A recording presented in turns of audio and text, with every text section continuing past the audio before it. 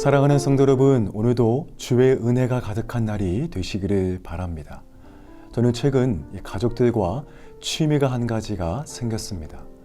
온 식구가 근처 공원에 가서 자전거를 타는 일인데요. 중고 자전거 4대를 준비해서 아내와 또 아이들과 이 자연바람을 맞으며 자전거를 타고 또 봄의 기운을 그렇게 느끼고 있습니다. 그러면서 제 마음에 들었던 생각은 삶의 작은 여유입니다. 돈이 많이 드는 것도 아니었고요. 또 엄청난 시간이 필요한 것도 아니었습니다. 다만 제 마음의 준비만 필요했습니다. 저의 작은 마음의 준비만 되어 있으면 제가 일상에서 누릴 수 있는 최고의 행복을 그리고 삶의 여유를 얼마든지 가질 수 있다는 것입니다. 여러분, 때로 우리의 삶에서 찾아오는 마음의 큰 시험은 갑자기 찾아오는 것이 아닐 것입니다. 삶의 여유가 없이 정신없이 살아가다 작은 시험들이 내 안에 쌓이고 쌓여서 나중에는 큰 시험들도 다가오는 것입니다. 그래서 우리는 삶에서 여유가 필요합니다. 사랑하는 여러분, 지금 이 시간 주의 말씀을 함께 묵상하는 이 시간이 우리에게 삶의 작은 여유를 느끼는 그러한 시간입니다. 그리고 이 시간이 쌓이고 쌓여갈수록 우리는 나도 알지 못하게 믿음의 성장을 경험하는 그런 귀한 시간이 될 것입니다. 그런 기대하는 마음을 가지고 오늘의 말씀을 함께 묵상해 보도록 하겠습니다. 오늘의 말씀은 사무엘상 20장 15절로 16절까지인데요. 우리 화면을 보시고 함께 읽겠습니다. 여호와께서 너 다윗의 대적들을 지면에서 다 끊어버리신 때에도 너는 내 인자함을 내 집에서 영원히 끊어버리지 말라 하고, 이에 요나단이 다윗의 집과 언약하기를 여호와께서는 다윗의 대적들을 치실지어다 하니라. 아멘.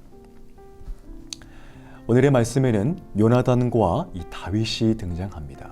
요나단은 아버지 사울이 다윗을 해치려 할 때 그를 도와주려 하고 있습니다. 그래서 아버지의 마음을 슬쩍 떠보고 아버지의 진심을 알고 또 그에게 사람을 보내겠다라고 이야기합니다. 진심으로 지금 요나단은 이 다윗을 도와주려고 하는 것이지요. 또한 매달 초하루에 있는 그 식사 자리에서 이 사울이 다윗의 행방을 물을 때에 그로 하여금 이 바위 곁에 숨어 있으라고 말합니다. 그리고 요나단이 이 화살을 통해서 그 안전 여부의 사인을 다윗에게 주겠다라고 하는 것이죠. 그리고 요나단은 이러한 대화 속에 다윗과 언약을 맺습니다. 함께 읽은 이 15절, 16절 말씀 보니까요, 하나님께서 앞으로 다윗을 지키고 보호하사 그의 원수들을 멸하실 때에 자신과의 의리를 생각해서 자신의 집과 후손들을 도와줄 것을, 은혜를 베풀어 줄 것을 언약하게 됩니다. 이 다윗 역시 요나단과의 우정과 의리를 생각해서 그 언약을 함께 체결합니다. 저는 오늘 이러한 다윗의 요나단과 의리와 언약을 보면서 하나님께서 예수 그리스도를 통해 우리에게 주신 언약이 묵상이 되었습니다. 여러분, 우리는 날마다 하나님의 은혜의 언약 아래 살고 있는 것입니다. 그런데 사실 우리는 그 하나님의 언약을 종종 잃어버립니다. 그리고 내가 살아가는 모든 순간이, 내가 현재 누리고 있는 이 모든 것들이 내 실력과 계획, 의지에서 나왔다라고 생각합니다.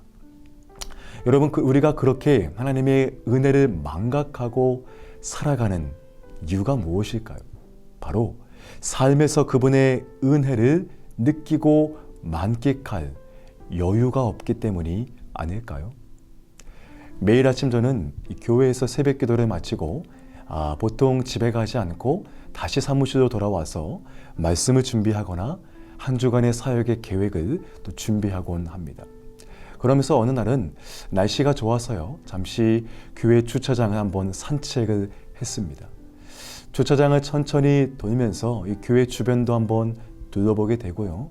주변에 있는 나무들이 꽃이 피는 모습도 보이더라고요. 그리고 아이들이 노는 놀이터도 가보니 누군가 잃어버렸던 이 주일학교 가방 하나도 발견했습니다.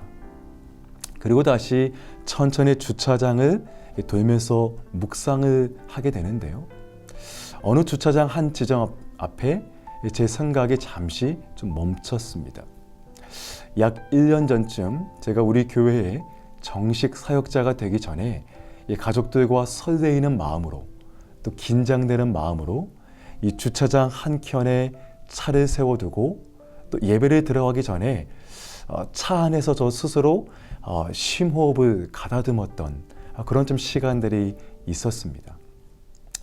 그 주차장 한켠을 보니 그때의 기억과 마음들이 제게 다시 떠오르면서 또 지금의 제 모습, 사역들 앞에 하나님 앞에 감사했던 그런 시간이 생각이 들었습니다.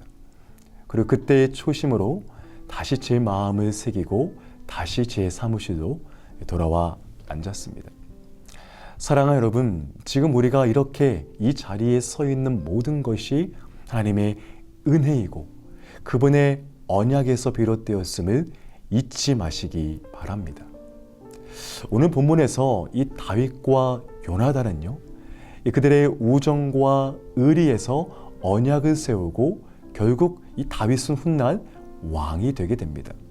그리고 자신을 죽이려는 이 사울을 계속 용서하고 그 사울을 살려주게 됩니다.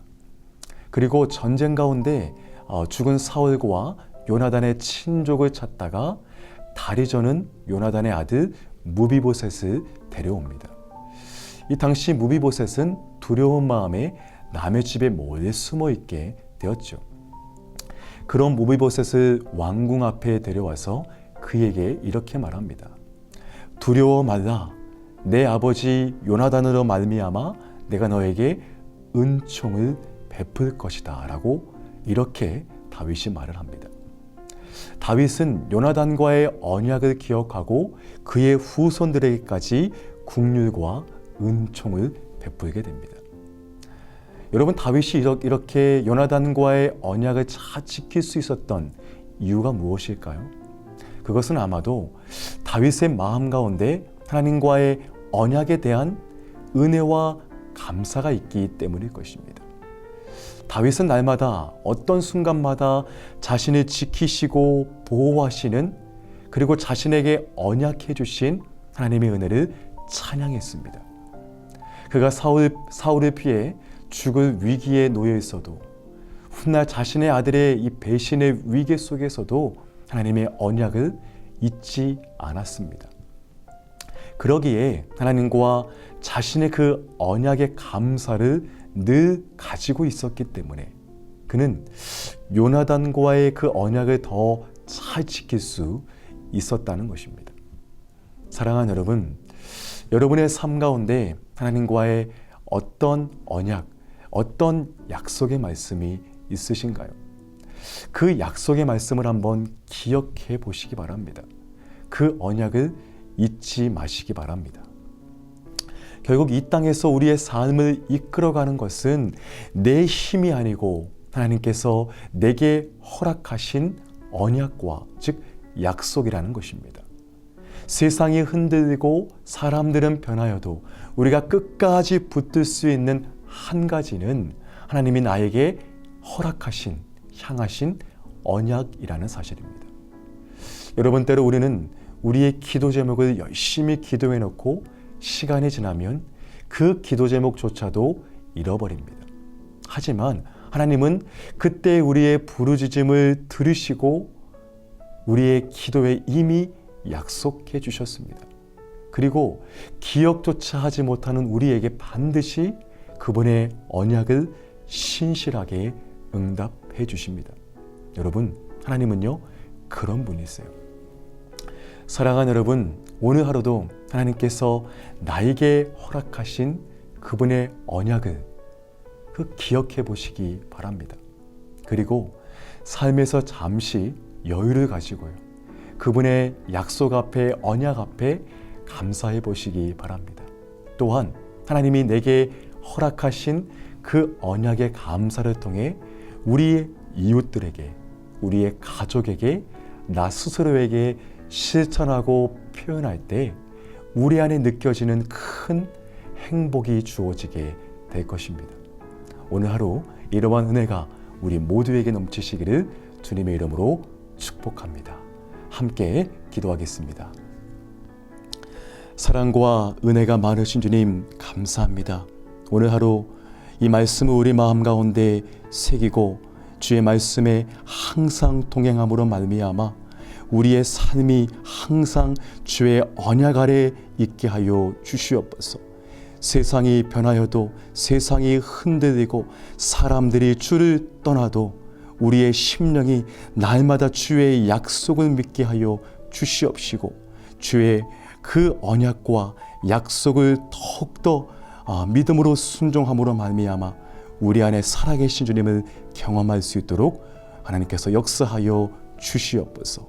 우리의 모든 삶을 주 앞에 맡기오며 예수님의 이름으로 기도하옵나이다. 아멘.